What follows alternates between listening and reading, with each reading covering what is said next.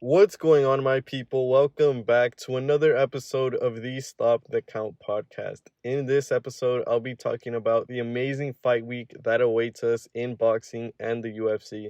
There's also a Bellator card, but I'm not too excited about it, apart from some specific fighters, so I won't be talking about it.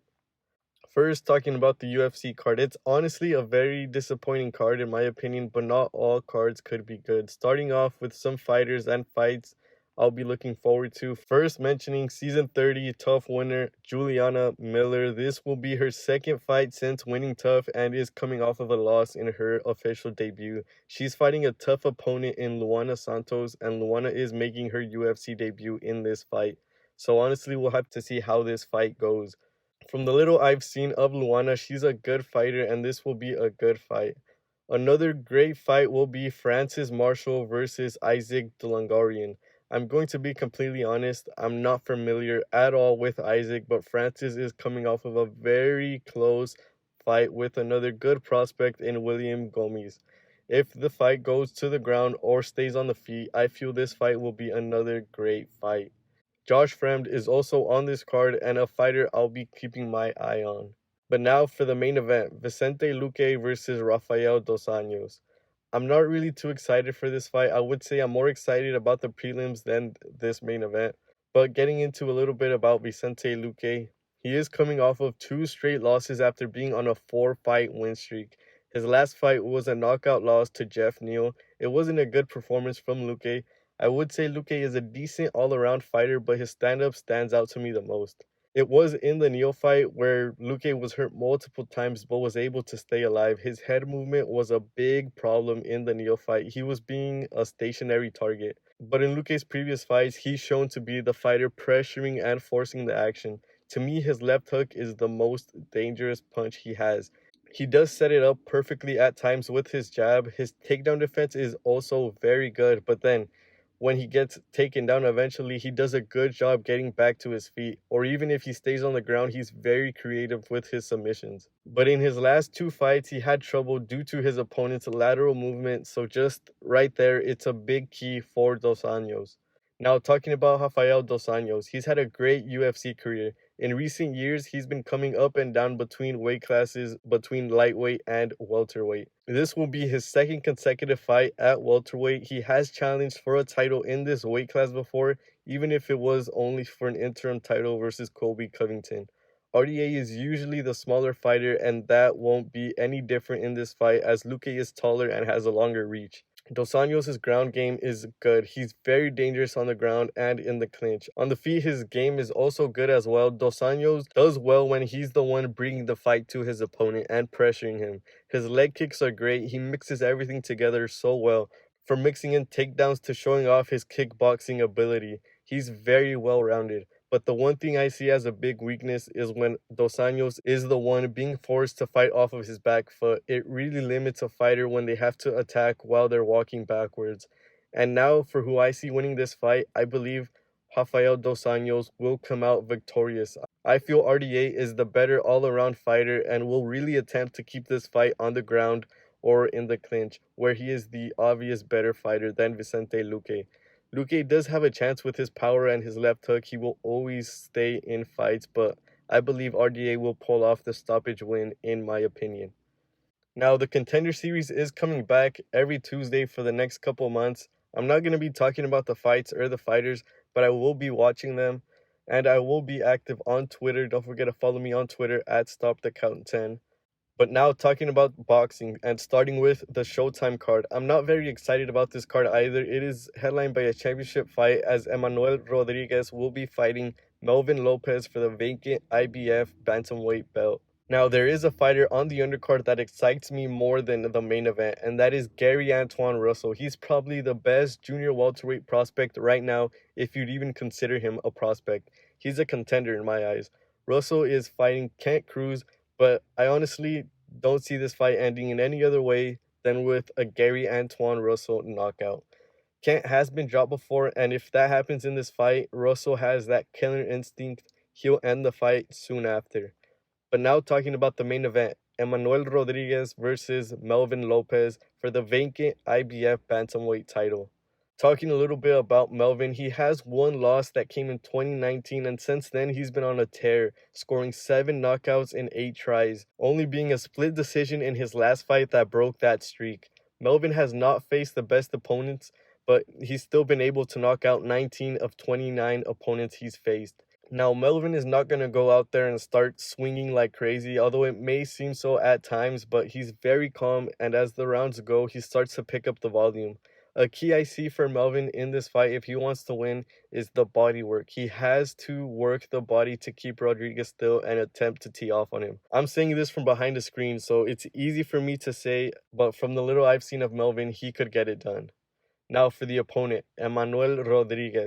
Rodriguez has already been the IBF champion as he won the title in 2019. Also, while it was vacant, he beat Paul Butler, but ultimately lost it to a pound-for-pound great fighter in Naoya Inoue.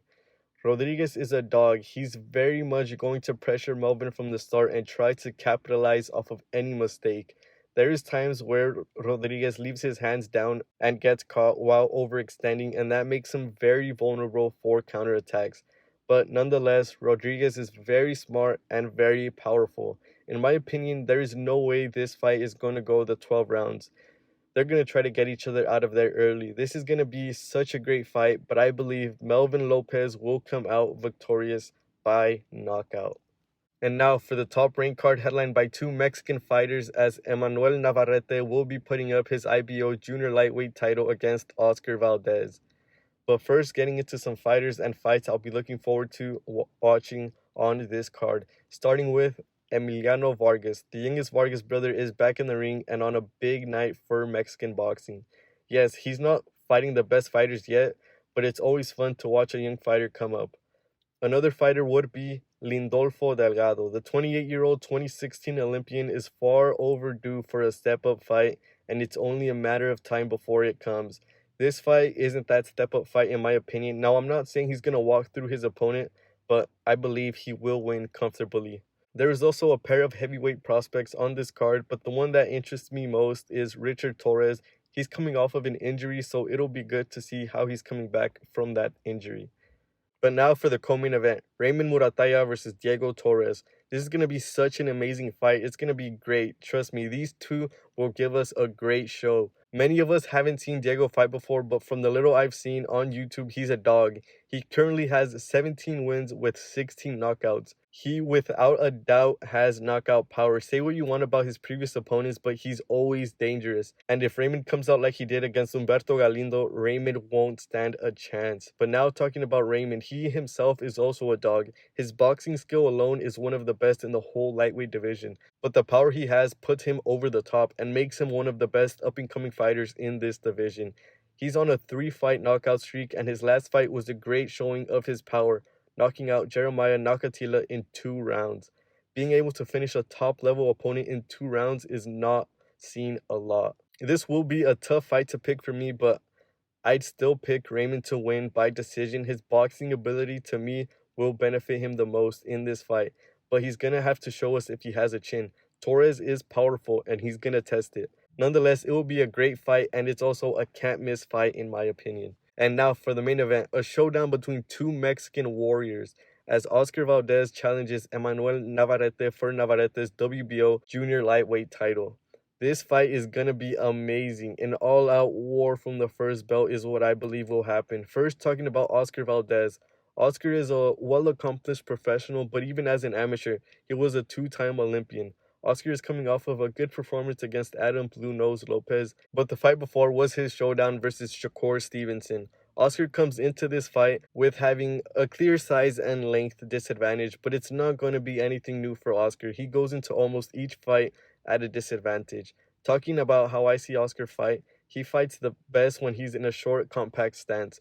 Oscar really likes to feint his way to get on the inside, but there is times where Oscar does a nice job using his jab and straight shots to get on the inside. Oscar does a great job using his hooks effectively, especially his left hook. But with all the good comes bad, and Oscar does at times lunge into his opponents when they keep their distance. Oscar has shown that he could take a punch. He was dropped by Shakur Stevenson, but that was really more of him being off balance in my opinion. Another thing I would say is Oscar gets a little too head happy at times, and that is not a good thing. He could have gotten Miguel Berchelt out of there earlier if he would have just made that one simple adjustment to target the body. But probably the one major thing I seen was Oscar gets upset at times when he feels he's losing, and that could cause him to throw away the game plan he had going into the fight, and that will ultimately take him out of his element.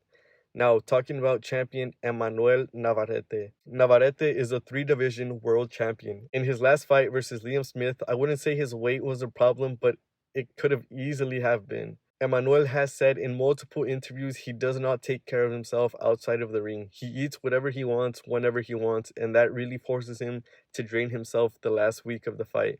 From what I've heard, he gets up to 190 pounds in between fights. And in the same fight versus Liam, you could easily tell his body was looking very flimsy. But now talking about Emmanuel's game, you might look at his resume and say he hasn't fought any big names, but the people he has fought gave him one hell of a fight. Just for an example, look at his fight versus Joet Gonzalez. That was an all-out war.